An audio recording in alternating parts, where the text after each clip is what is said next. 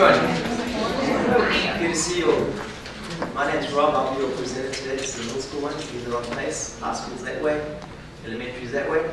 I'm going to start with a quick story. As you can hear, I'm obviously not from here. And my wife is from another country as well. She's from Montana. So we went to Montana about a year ago.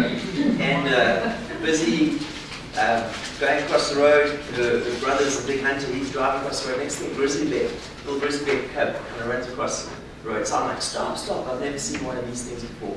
So he stops the car. I get out the car. I walk to the back of the car. The grizzly bear's kind of walking up the mountain. It's about 100 meters away. Kind of walking pretty quickly up that way. Next thing, this warden stops behind me, and she gets out the car. She says, "Sir, you know that's a bear?" I'm like, "Yes, I know it's a bear." And she looks at me and she stares at me. She goes, "No speak English?" So, I couldn't say a word. I just said, "Thanks, thank you." So hopefully you can understand what I'm saying today. I'm from South Africa. I've been teaching 20 years, and I'm still teaching. I'm not one of these lecturers that's going to tell you how to do things and then go and get paid ridiculous amounts of money for telling you what to do. So that's a little bit about me. I've had iPads for about 4 months now. That's it. But I've been working with them for about a year. I'm as practical as you can possibly get. So I'm not going to tell you something that really doesn't work. I just need to get to know you guys a little better. How many science teachers do we have there?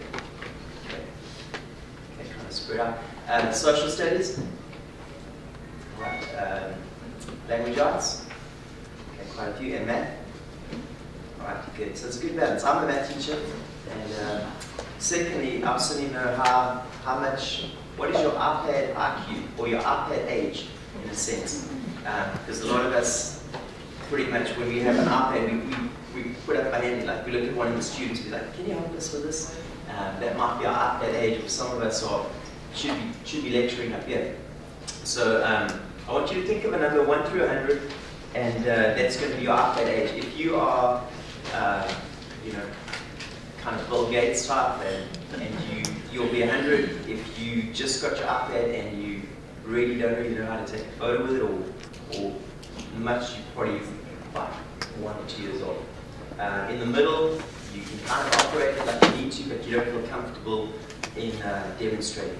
Pretty much you're about a 50. So I'm just going to ask you to get a number in your head. And then who's the age of like 0 to 20? Any 0 to 20s over here? Okay. Don't feel shy. Okay. You're going to learn more than anybody else. 20 to 40? About 20 to 40. Okay. 40 to 60. 60 to 80. 60 to 80. Oh, good. Good. We're going to get you guys to help us a lot with screenshots and help other people. And then 80 to 100. Anybody? Okay, good. Good. How many years have you been working with these? Since the first one came out, the first day. And you work with your students? Yes. With them as well? You got a whole class set, things like that? Okay, perfect. All right. Well, like I said, I'm mainly a math teacher. And what I'm going to try to do is I'm going to try to look at the typical middle school student and the problems that we have in middle school, and how these iPads can kind of help us fix these problems, if possible. I honestly believe that the generation we're getting now, I'm not one to just put a computer in a child's hand and let them sit at a desk and work on it, and then 9 again we walk around and kind of monitor it. I think that's not the generation we want to raise. We want to raise a generation that can actually think, communicate, relate to each other, and kind of cooperate. So what I've done is I've tried to think about a couple of things, a couple of ways where this will be pretty useful. This was part of my last talk, so I want to really speed through things because I've got a lot to tell you. The first big challenge is that a lot of times we are putting in a whole bunch of effort. We're putting in an incredible amount of work, and the results we're getting back from this new generation that we're dealing with isn't the effort that we're putting in. We're working hard. Friday night, 9 o'clock, teachers are half asleep. You don't really have much left. Students don't seem to want to think. Every time, especially in the math classroom, they take the calculator out. You ask them what's 17 plus 12. They grab the calculator. What are you doing? They work as if they're getting paid by the hour. So slowly as they can. How many of you have gone to one of the teachers, or wanted to go to one of the sixth grade, our teacher, seventh grade, go to sixth grade teacher, and you say, the kids said that you haven't taught them this work. What's going on? They kind of forget everything from year to year. And the same comes back with you. So they just seem to forget everything.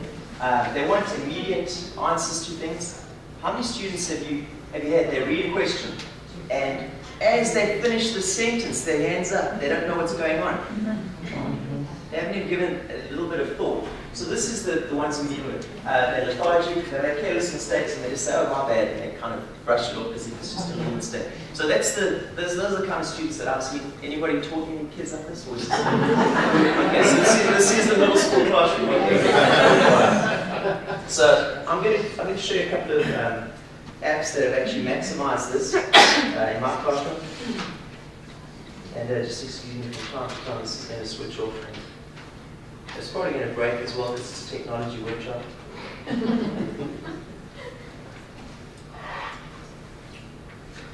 This is an experiment that I did. This isn't something research-based that you're going to find on some big website somewhere. This is something that I did. The computational skills of my classes were really weak.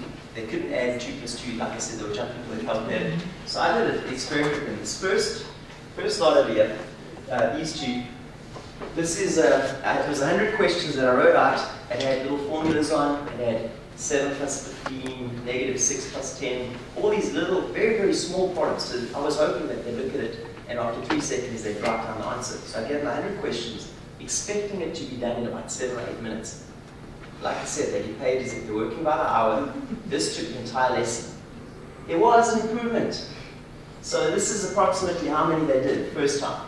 By the third time we did this, they were getting to about 60 repetitions. A little bit better, but still not quite what I was looking for. The other thing is, grading it was the problem. Students like immediate feedback. There wasn't immediate feedback that I wanted as well. So this was a little bit of a problem.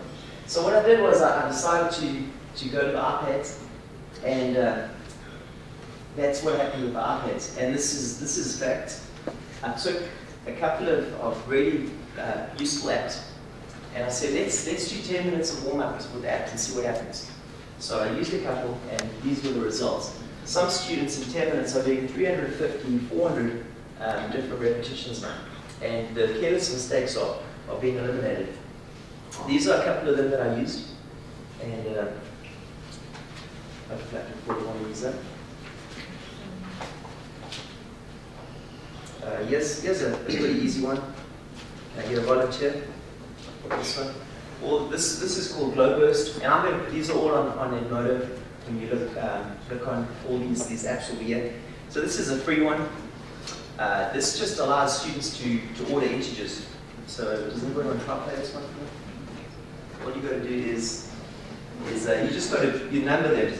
They're from smallest to largest. Push play, and yeah, just push from smallest to largest. Smallest to largest. You just got to push the buttons, and the score tallies up. And for the math teachers, what skills are you dealing with now? What skill? Yeah, what skill? Yeah, sequencing. Numbers, eventually integers will come into it as well. So we've got the negatives and positives. I'm amazed at how many students get this kind of mixed up. So this is addictive. When I've got the warm-up going, I've got to tell the students, okay, put them away now. I'm telling students to put work away. I've never had that problem in my life. So this is one of these. The students' top score is like 4,000 or something like this. I can't even come close to it. And this is called Glowburst. It's a real easy one. It kind of goes faster. There's some sound effects as well that I'll Good luck getting that. So, what's that? Good luck getting your ride back. Yeah, I don't think I'm going to get it back. Yeah. So that's one of them. That's pretty good. Something else that I show my students, and I'm going to show this to you guys pretty quickly. This is called McTube Pro, and this is the one that I paid for, but when students walk into the room and they, ever had your middle schoolers walk in and they look like they're half asleep? So they'll walk into the room and I'll say to them, guys, listen here. India are going to, and China are going to kick our tails if we don't watch out. Things are happening. So I've got this little McTube Pro here, and on this McTube Pro you can download YouTube videos, and you download them and you don't need the internet anymore. So this is all, I don't need Wi-Fi, I don't need anything for this, and I can also put them in little categories. While I've got this on, these are my warm-ups. So students will walk in and I'll play them something quickly. So this is going to lead into the next step, so I'm just going to show you a few seconds of how this will work. Anybody see this one? Okay.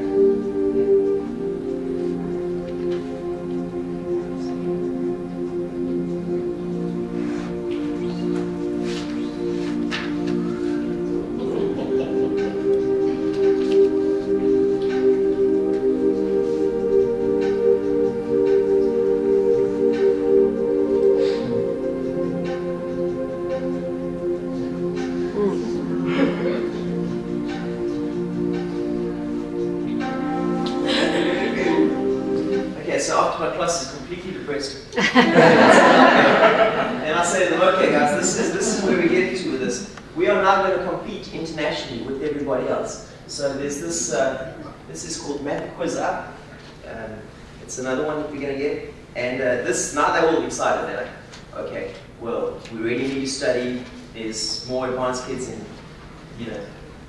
more advanced kids than our complete population in India. So then this app works pretty well. I always kind of lead them up into something. I don't just throw it at them. And this one, this is called QuizUp. And with this one, you're actually competing against someone from another country. So now they've got some competition. And students get pretty good at this. Tomorrow I'm giving a talk on, I've got iPad stations around the room. So I've actually got them on the walls, like a gaming station, which works wonders. It's amazing how that's worked in my room. And they actually get to know how to play each other. So they'll be like, okay, ready? And they'll both push play at the same time. We get to play each other as well, which is kind of good. And bragging rights. So who wants to try this one? We'll get everybody to help you. We'll call out answers. Okay, all. So anybody want to try this one? Okay. So please everybody help. We need to beat someone from another country. So when you're ready, maybe from South Africa. Okay, so let's play. This is free as well. Yeah. You get some commercials now and again, but they're not bad ones. These are okay. So you're playing someone from America. Oh, good.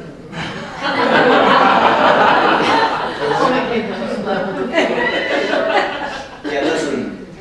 Can't level the field.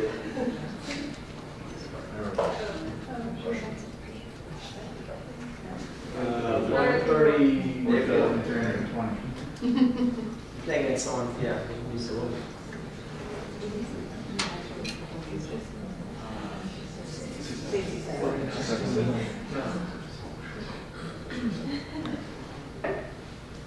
Y'all can do it. It was a red if you were wrong. Yeah, red's wrong. This is what I'm talking about. This is immediate feedback. We are doing 250 to 300 problems in 10 minutes. What I'm amazed by, and this is the truth, I don't have many warm-ups anymore. I've got my iPad stations around the room. Students walk in, they put their things down. Before the bell's gone, the 3-minute bell, they've already got 2 minutes of math in. Whereas before, I've got 2 students coming in late. 2 minutes in class. And it gets them to class and they're working hard. So these are little things that I've tried to try and get them and going, oh, this is a tough one. No one's helping you.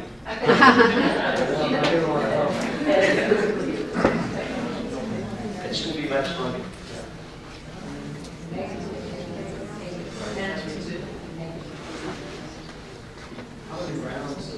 It's usually 10 rounds. Yeah. But if you mess up too much and you can't catch up, then you. And then it gives you an option to have a replay, or if you want to play somebody else. But it's pretty good. And the way we're doing it right now as well, I might say to the class, it's one of those old teacher tricks. You put up the amount of homework on the board that's really double the amount. You say, as a class, we get this, we beat these guys, we can unlock the homework. So That's something. So there's one that works pretty well. Other one that works well is called BYB. I thought if anything's called BYB, it's going to help teachers, right? So this one over here, BYB, is pretty good. Learn your brain. And it's also pretty similar to this. And there we go. So with this one, you've got a limited amount of time to answer a question. You pretty much got to get the answer before the time runs out to the other side. So is this true or false? False. Okay, so it's just these basic ones. I'm going to say false again. Game over. So you've got a, the immediate. And those of us that teach social studies or science, these apps are out there as well. You've got similar ones. You've got flashcards, you've got game shows, you've got all these kinds of things. Right? This is called BYB, Burn Your Brain. Burn your brain. Bring your beer. Bring your bottle. Yeah, that's Friday night.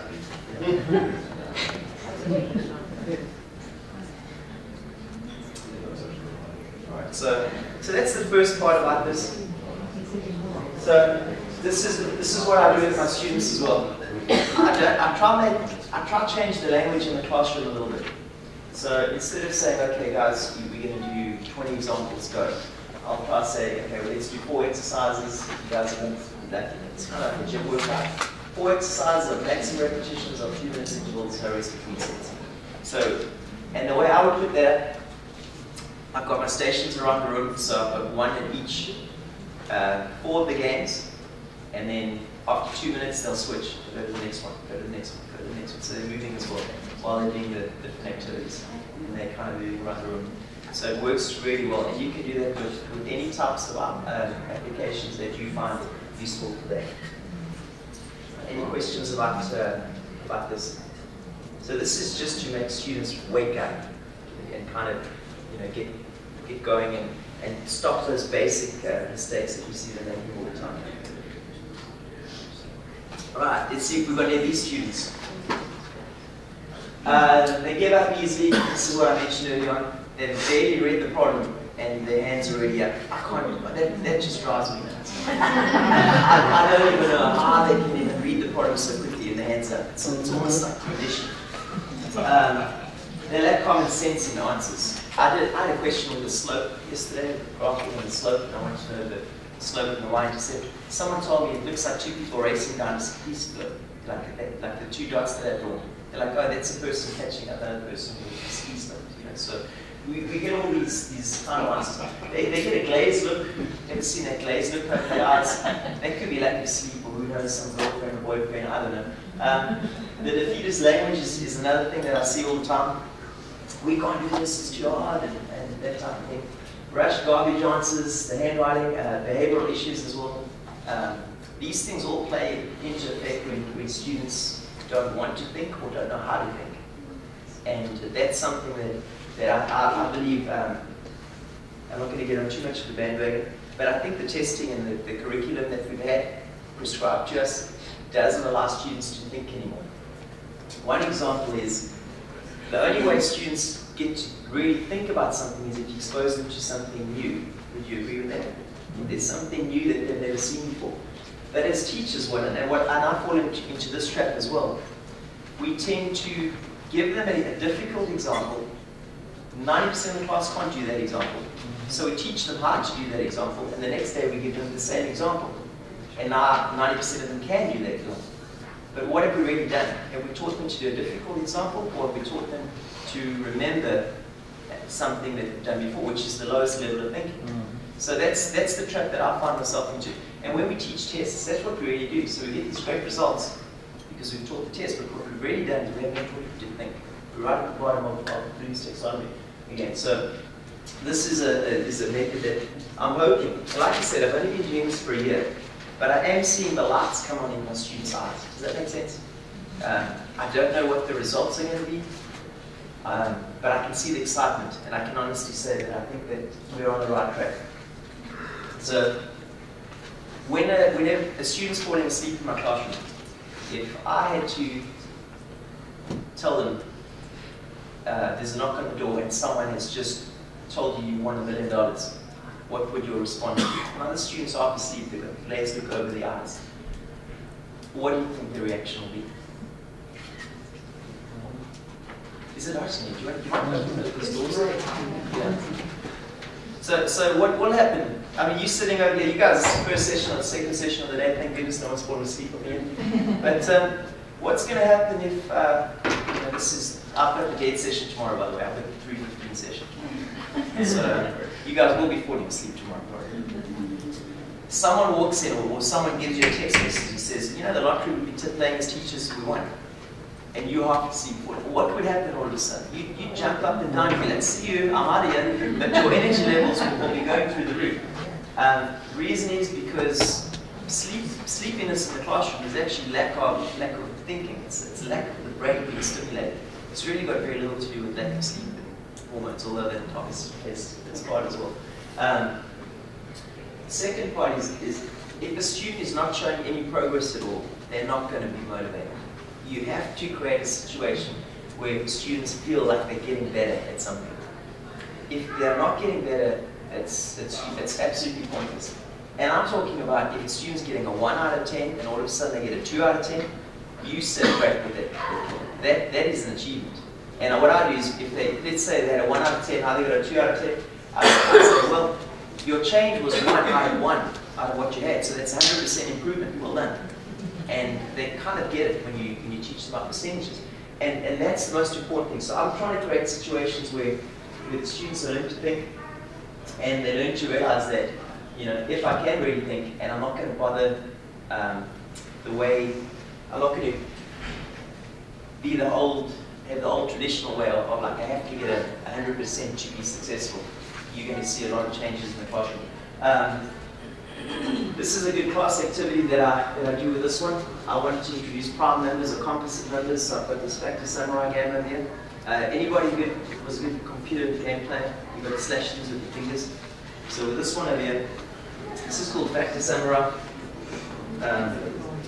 The way you do this one is you slash every time you see a composite number, you slash this, and every time you see a prime number, you just leave it alone. Okay, so the nice thing about this, there's a slight delay. So when I've got this on my Apple TV, students are shouting out answers, but someone's already gone for it. So everybody's kind of participating at the same time. I don't know if that makes sense. There's usually a little bit of a delay, so which is good. So the student that's working is not really getting distracted. They're working, but everybody else is participating and thinking that it's the same time. So it works out pretty well. Anybody want to try this one? It's kind of fun. Okay. So do you want to be which one? Grasshopper. I go for the grasshopper. Okay, that one should have been slashed. Just with your finger, just cut it. There we go. Alright. And if it's yeah, you got to cut them. If you cut it once, you got to cut it that second time again. So cut the 6 again. There we go. Okay. Alright. So what am I teaching my students here in a completely different way? Prime composite. Prime composite numbers. I can introduce the real world number system to them and get into one section with this as well. And obviously it's a little different to the normal one as well. I like this one as a class, doing this one in front of everybody else.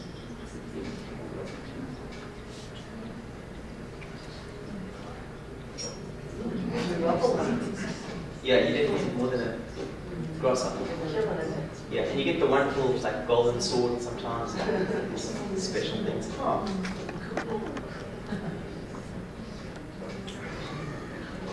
I actually feel like I'm polished. Yeah, I've this. Alright, so thank you, good job. Okay, you're still doing strong. After that, I might ask the students, I'll say like, okay, how many of those numbers can you remember? How many of those prime numbers can you still remember? I'll write them down quickly. That might be a grade. Like, write down as many prime numbers as we saw. You write down the 5 or 6, everybody's engaged, everybody hands it in quickly, you've got a grade for them, and you talk the difference between prime and composite numbers. It's kind of immediate feedback. As you touch it, you can feel it kind of sharp with the sword, and you get a kind of a sensory response for that as well.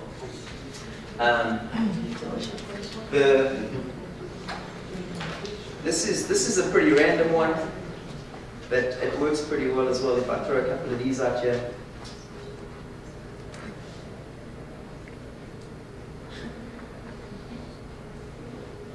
There we go. I have one up at the beginning. So just more for a play around with words. This is just a brain teaser one. This is also free. So why is an island like the letter T? I don't know this one. Anybody know? Yeah? It's always in the middle of water. Because it's in the middle of water. I don't know. Alright, there's another one. What do you get if you add 2 to 200 4 times?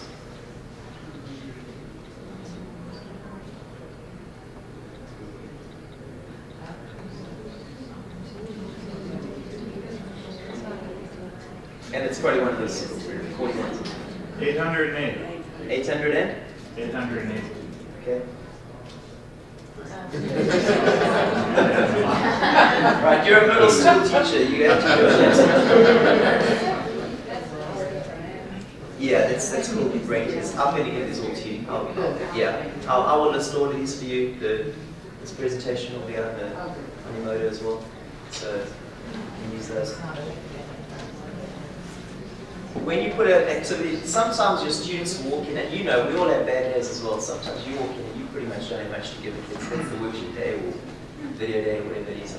We have those bad days from time to time. Students have those same days. So I find when I put some of these up, put 4 or 5 of those warm-ups up, all of a sudden my students say, I've just changed their channel a little bit. So I use these apps to change their frequency from time to time, which helps quite a bit. This is what I spoke about earlier on. As soon as you've given them something new and exposed them to something new, you made them think. As soon as you repeat the same thing, you've dropped it a whole bunch of levels again. And that's what these apps are so good about. They keep on raising the level of thinking. IQ tests are really good as well. There's an IQ test that I use. The IQ tests are weird. They're free until you want the results.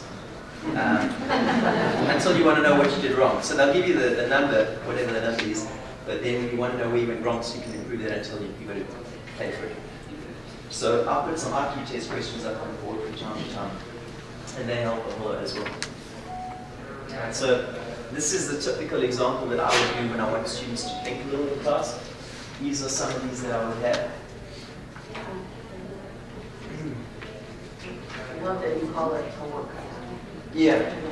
Well, I went to a workshop once, and this is just, I always made it a rule to myself, just learn one thing from every workshop I go to. Don't try to learn a whole bunch of things, just learn one thing. And one woman spoke about, she had like this whole meal thing. So she had an appetizer, a warm-up, and a main course, and an entree, like that kind of thing. So I thought that's pretty neat. This is a metaphor. Yeah. So that was kind of nice. This one is addictive as well. This is one of these that will make students think. It's called sound rock. And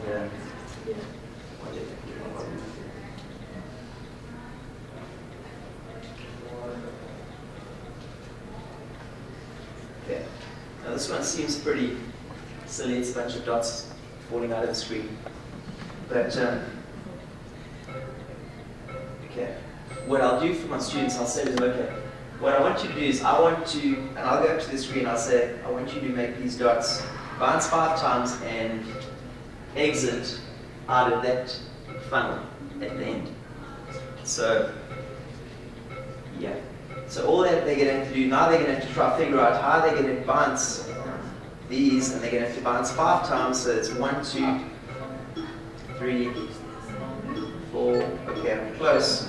So we can change your angle. Yeah, you can change your angle as well, so you can change the angle of it. So this will drive you nuts. There's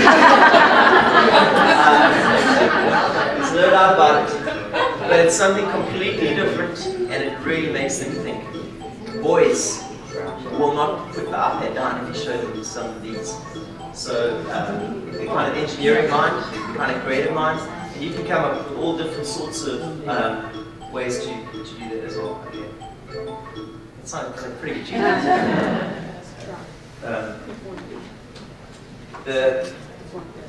This one, I want to have room for questions and answers, so I ran out of time last time I gave this talk, so I'm trying to get through first. This one is called River Cross. It's a typical one where you've got to get somebody across the river, but they've got to take, you know, if he's a prisoner, he's not allowed to take a gun with him, and you know, all those types of scenarios. Or you've got the one for the farmer and the hen and the cabbage. They've got to get them back and forth. And they're pretty souped up as well. It's not just the basic ones. Here's the IQ test that I mentioned. This is McTube Pro that they have. This one is amazing for showing students how to see in three-dimensional reasoning. One of the goals that we have is students nowadays they really don't. If you give them a cube, they don't know how to see and maybe you give them 16 cubes and you've taken away 4 from the back. They don't know how many cubes are in the whole figure. So this gives them a little bit of spatial reasoning. This one that I have over here, unblock. So, and this is another one. So, relax mode. So they've got to, I don't know how to do that. So they've got to pretty much move all these blocks to try and get these out of the way. And they just got to get this block out the end of it. So this is another one that really helps them to visualize something and to work with that. I believe the brain's got all these different components. So if you're going to help the student with the visual aspect, with the critical thinking aspect, with all those aspects of the brain, you're going to get a more well-rounded student, and they're going to be able to hopefully think more critically in all areas. So that's a couple of things that I'm trying to do with these types of apps that I have. This is what I've noticed. After about 15 minutes or 20 minutes of these types of games, students that were sleepy are now alert because they're thinking, they're a little more confident, especially when they, like I said, the progress is key. If a student is showing you that they're improving, man, you've got them all of a sudden. If I just sum up middle school, there's one word, and that's confidence. If you can get that confidence into that student, you're going to see the child's life change. And that's what I try to do. I just try to get little games and activities. And I'm not even sitting there like the cheerleader. They're coming to me and they say to me, oh, look, I've got up to this level, or I'm on, this is 29 years. They'll come to me and I'll say, look, I finished the level 440 puzzle, whatever it was. And that's kind of exciting when I see that. So that's what I try to get people to do. How many of your students disappoint you after you just taught your heart out for a couple of weeks and the test scores come in and you're grading them and you're like, why am I even bothering grading this? That's another thing. So so the third challenge is when you review, students seem to have no clue. So poor test scores, students don't know how to study for math or whatever subject it is. The language, a lot of times we get blamed for it. Teacher didn't teach us that properly, or they didn't bother helping me out.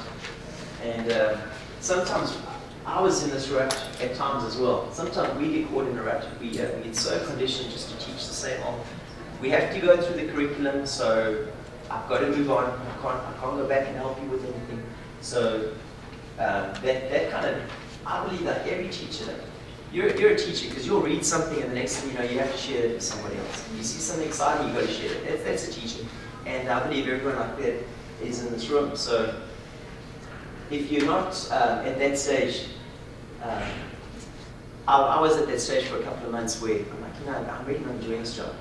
And then I look back and I was like, well, I'm probably not planning any new and exciting lessons. I'm probably just doing the same old thing I've always done. So if you're doing the same old things that you've always done, you're going to get the same results. And that's what the trap that I was in. And the testing system really, the testing system pretty much conditioned me to not trust my own teaching ability. I've got to teach the test because I don't trust myself. So I I'm just going to trust myself. And if kids mess up at their test, I'm sorry, I'm going to just become a better teacher, but I refuse to go into teaching the test. And this is what we're going to do. Sharpening saw with a little testing jigsaw. So what I'm going to do with this is these are some, anybody use the one on the top left? Yep. So I use this a little differently. BrainPop's great, but what I use it as a class quiz. So we'll get Tim and Moby up here, and my students will like it. 7th grade, I'm surprised. They really do like this stuff. So I get this out. But what I don't like about it is you get a multiple choice question. So let's say, for example, we're going to have a quiz on recycling today. I can pass the board around and students can push the right answers, and they can hold up, and I can kind of monitor how well they're doing, but they can really change answers if they want. So what I do with this is I'll actually I'll take a photo for him. So I've just taken a photo of that one. Anybody know the answer to this one?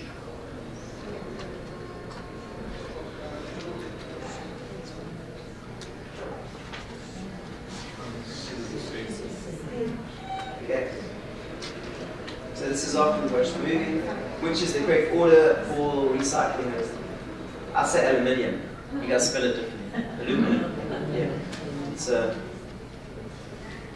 I'm going to take a photo of that one as well. So now I've taken a couple of photos of these, and instead of giving the conventional quiz that I normally give, I can go to what I call Educreations.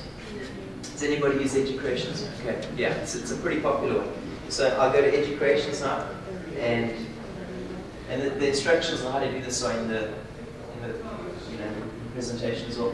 So when I go to this, I'm going to go to Photos, Camera Roll, and I'm going to take a couple of these, and maybe I'm going to duplicate everything, then I'm going to get another one.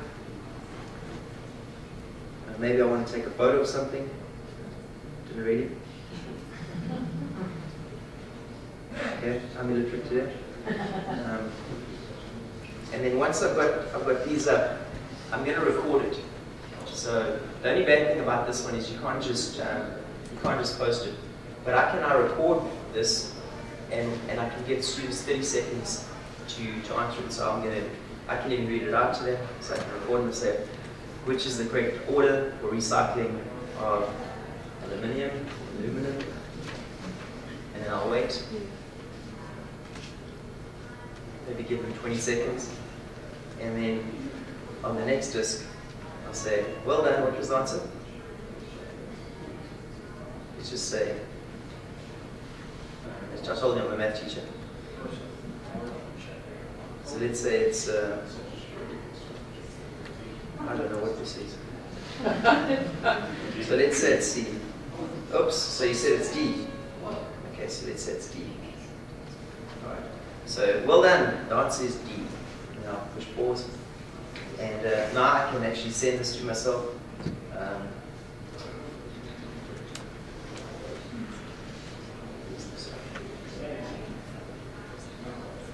I'm going to save my lesson.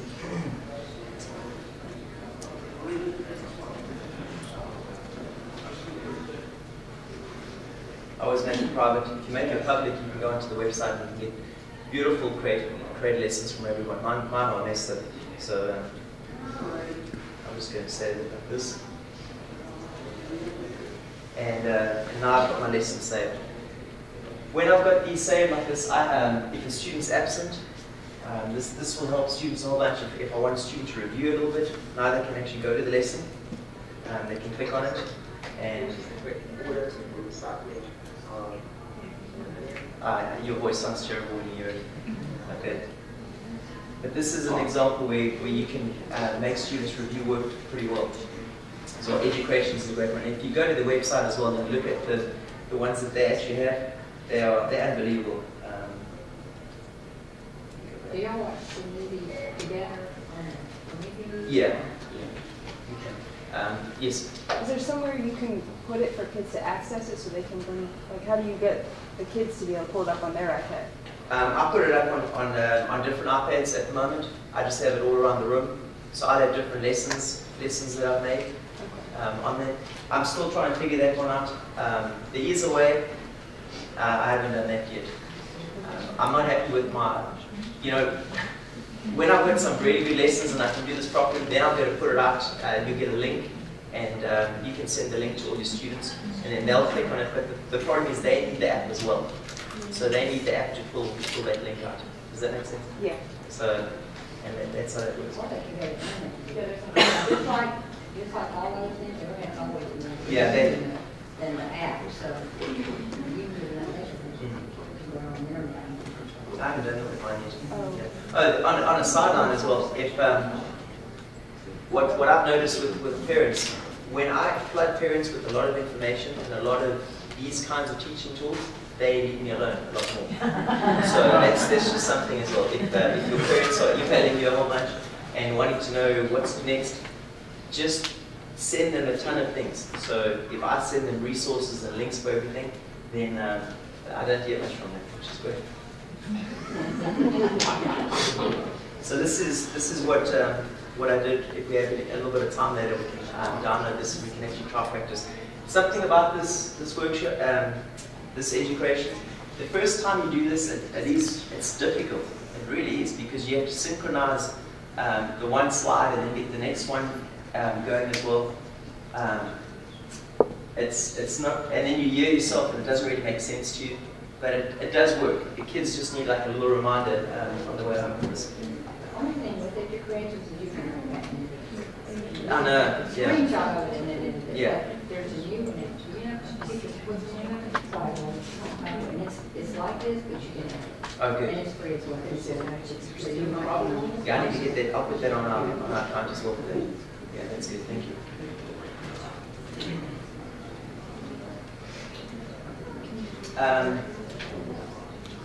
A couple of schools that I've been at, the students miss 20, 30 days, and to try to catch these students up is near impossible. So this is a pretty good one as well. A lot of students, after they leave the classroom and they get on the bus, they seem to forget everything that you taught them. So this is a pretty good way to try and help them out. A lot of people are doing the inside-out classroom now. Have you heard about that? Where they go home and actually get the lesson and they come into class and just do homework things. I'm not 100% for that, but I do see its merits. But what I've noticed with this type of work, if I've cultivated well-planned lessons, little 5-minute lessons, and students are absent, it's really easy for me to send them a link, and they can then learn the lesson at home. If they have any questions, they can come to me. A lot of times students get the work in class, and I know they do. I mean, you know they do as well. The lights come on, everything's good, but students forget. They say that students, do you know how many times students need to learn, see something before they actually remember it? Is it 20? I was told 40. Okay, I'm not going to believe my research. But I was told anything between 40 and 60 repetitions before a student has actually mastered something. So if I'm going through two-step equations with my students, it's going to take several times or several applications for me to try and get that in. If we can give them some sort of a tool that they go home for 5 minutes and they can quickly review the lesson, I think that's going to make things a lot easier for them. And like I said, the parents will not have to sit with them for hours and reteach and teach them mixed up methods as well for that.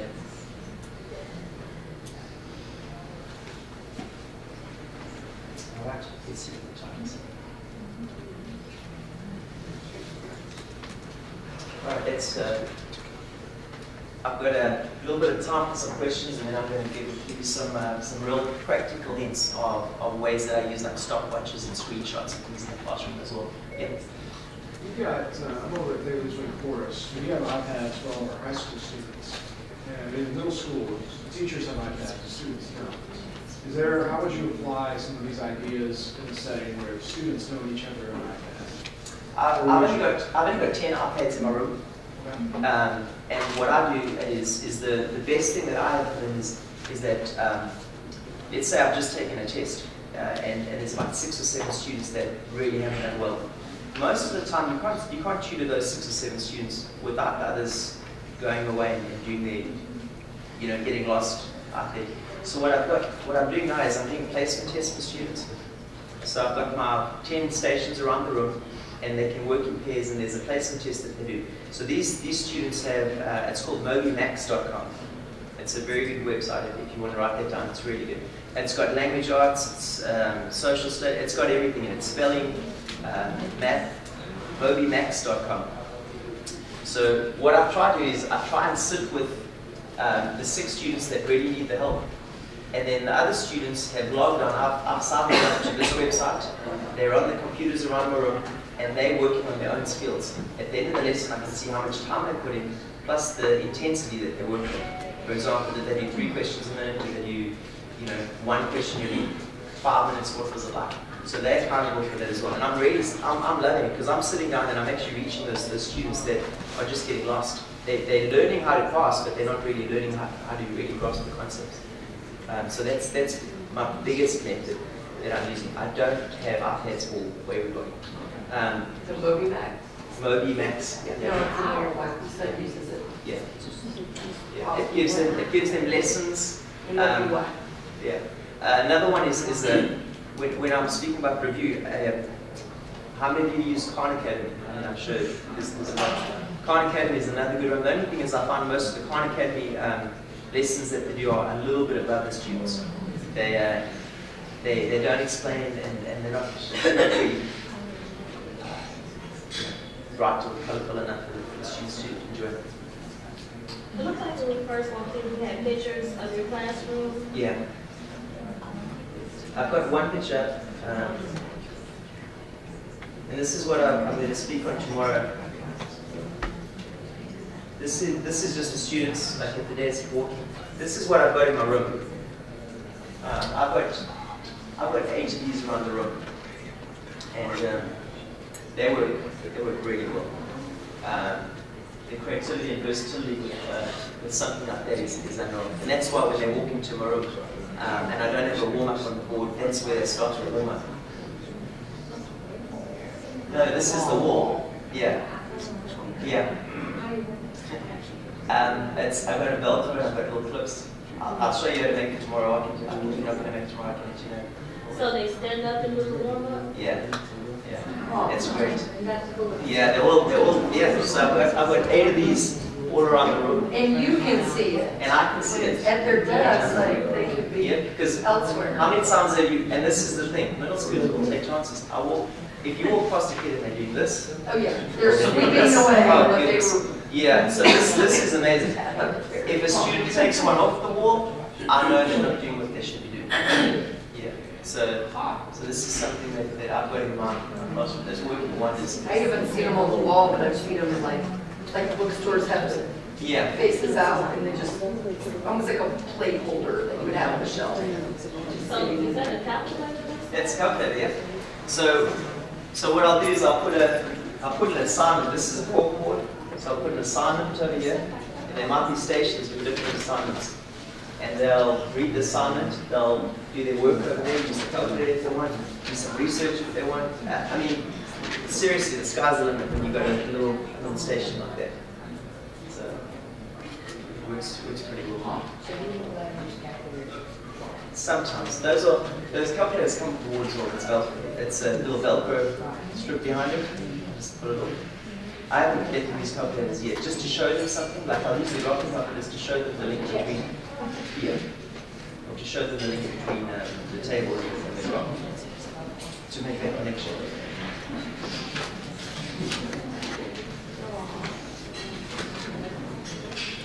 Any other questions about that? Because I've got a couple of practical things that I do in the room as well that have helped my life a little.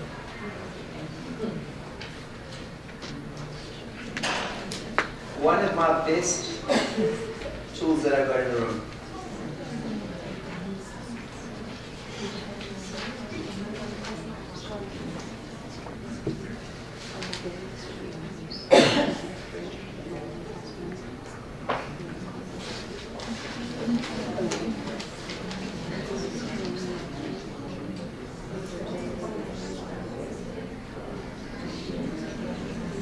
Okay, this is a lifesaver for me. It's the simplest device you can imagine.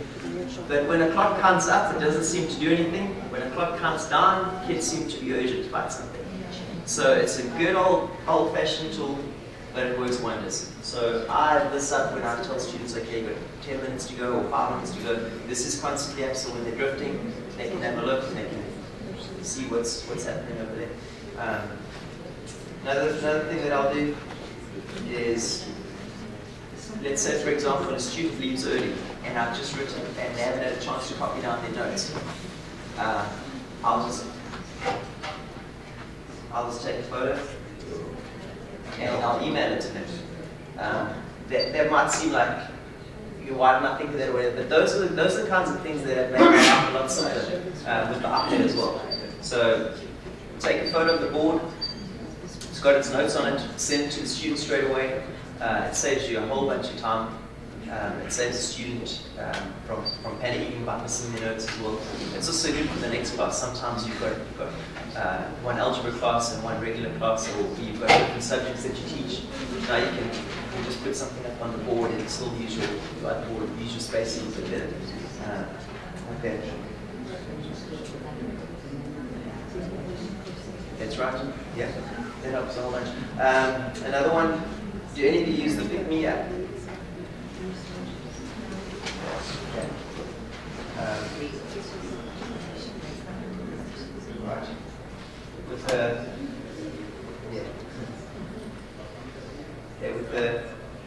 With this one over here, this is called the Pick Me app. We do a little bit of direct instruction at our school, and one of the tips that I really like is that no students must put up their hands. So if the student puts up their hands, they know the answer, so why do you really want to hear from them? From time to time, I mean, it's true when you think about it, but from time to time, you really do need a kind of a group response, or you know that a student's going to tell you something that's profound, so obviously you pick on that student. But this Pick Me app is pretty neat, because what this does is it's got a whole bunch of names, and the students' names will come up, and you'll just call on them. So you'll pick the student randomly. So if I'm going to start a session, I'm just going to spin, and I'm going to call on that girl. I can put photos up on there as well, and if she gets it right, I can do that. Now the next question goes to Alec. So no one knows who's going to be called on, and I can just keep it going. And I can give parents immediate feedback with this as well. So I can just keep going on. If they get it wrong, I can you got it wrong. And it's really pretty random as well. The same person might get asked 3 or 4 times. It's not like they're off the hook.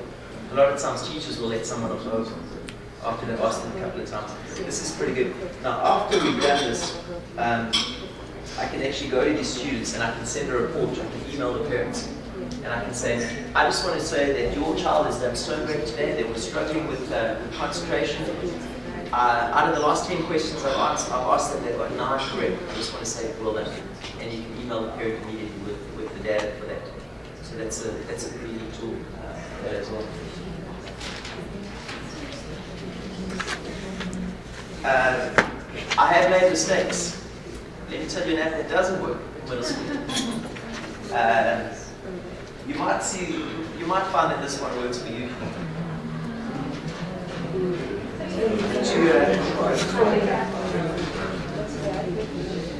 Alright. The too noisy app. Has anybody tried this one? You want your students to be really quiet. Have you tried it? Yeah. Did it work for you? No. Yeah? Yeah, I thought this will be a great app. Because what I'll do is I'll put this up on the board, and while the students are taking the test, they will be very quiet. Because this will monitor if they make noise or I don't even use this, I haven't said it for a while. But what the students will try to do is they will try and walk past and drop something, or sneeze, or cough lightly, and then they'll see this thing go off, and the siren will go off. It'll just get there. So I tried to do this during carpool when the students had to be real quiet. It was a mess. So I just said this doesn't work. So I've had a couple of apps. They don't work for me. You might figure out a good way that they'll work for you, but definitely don't work.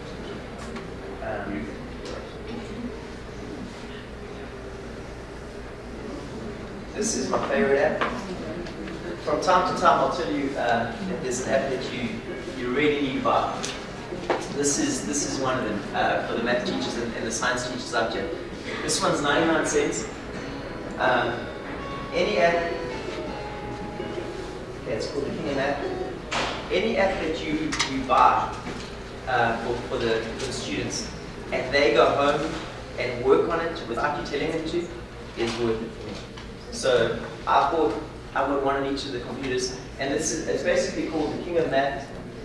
And what it does is it's got different levels of math, and let's say, for example, we do equations.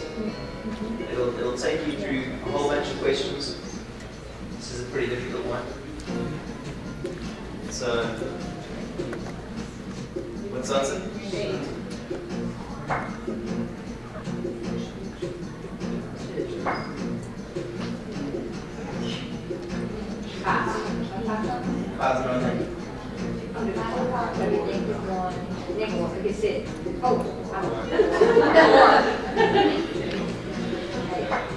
Okay, so basically it counts down. If you get 3 wrong, it pushes you out. But what I love about this one is I've got 4 students that were on the soccer team that are not the students that they don't even hand in homework. They came to me a couple of days ago. They said, "Mr. Caine, I'm the king of math. I'm one of the kings." So now they're on the board. Kings of math. I've got 3 that have finished this whole game. If you count how many problems there are 10 levels for each one. There's about 7 or 8 levels. They're doing they're doing statistics, they're doing geometry, they're going over and above. So for your advanced students, these students are doing more than they needed to as well. I'm amazed. Students are doing homework without me telling them to do homework. It's 99 cents, yeah.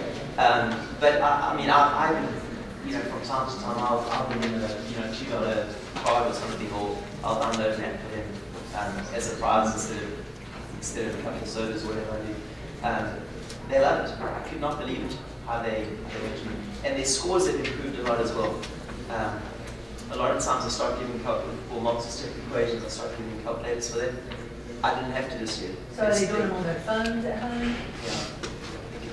And they're doing it in the car. So I've got some of these boys that are getting in the car, and all of a sudden they take that King of Math instead of texting their girlfriend or whatever it is. It's amazing. So these are the types of things that I've noticed as the years gone on with the students. It's pretty neat. Just don't want to leave any out here. This McTube Pro is really good. This is the one that I mentioned earlier on. And you can come up with any category you want. So I pretty much created different, so for the golf team, I've got a whole bunch of coaching videos that I can put in here. And if it's a rainy day, I can just push play, and I've got all these clips that'll come up. For math. What's this one called? This is called McTube Pro. McTube Pro. But there's actually a free one and a one that you pay for. The one that you pay for is a little bit better because you can store a whole bunch more. You can categorize things a little better. So sometimes it's worth the 99 cents. For that. This one's pretty good. So if I want to introduce something to them, these are all my math warm-ups that I have here. And you see this one, the 7 million one.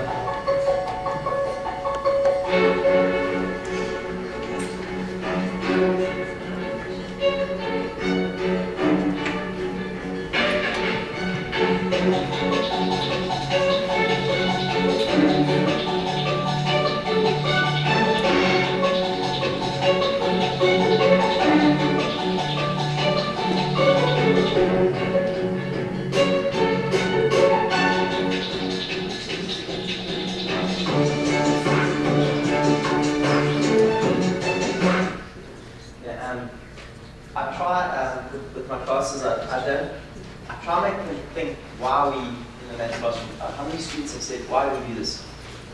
What's the point of this? And a lot of them just try to get your grade.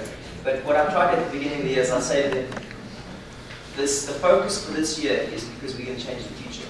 So these videos that I've got over here, the one about we're living in a global economy, how the future's changing so quickly, how we have to update our phones and our computers every 6 months. It seems to be even shorter and shorter as time's going on. So I try to give them a theme. So these videos introduce the theme, and from time to time students will send me video clips. TED Talks works wonders as well. And everything that I teach them, I kind of draw back to one of the central themes for the year. So it's the future. This year's the future. Last year was patterns. We were trying to find out patterns in nature, and we were dealing with pi and the golden ratio and all kinds of things. So everything that we dealt with, I said to them, you can find a connection that no one else has seen. You're going to make a difference in the world. So every year there's something, and I find this is a great app to kind of find those things that are, make them a little more curious. I found something the other day. A couple of students went home and they tried to make them. It was an anti-gravity device. People were dropping magnets through copper, and they were floating. They weren't falling down. And the kids were like, wow, what is going on? So they went home and did some research on that. So we did a little math lesson around that. Whatever can grab them, whatever can make them think a little more, whatever can get them to, whatever energy you can squeeze out of them, that's what I'm looking to do. And that's how I use the apps. I never ever think that the apps are going to be something where, oh good, now I can catch up with emails or do my banking, or I can, and I mean we've all been guilty of something like that. Oh good, they can just give me a bit of peace and quiet for a while. I'm finding the more I'm dealing with apps, the more I can help the individual child, and that's what I really want to do, because it's almost as if I've got a list of 125 students a year, and if I can get to just reach each kid. I found the iPads are buying me time to reach individual kids more. Does that make sense? And while they're busy and they're occupied and they're moving in the right direction and they're accountable and giving immediate feedback, I can then sit with those individuals, get to know them, work with them, and help them out a little more. So that's my goal. So that's about it. If anybody has any questions or anything that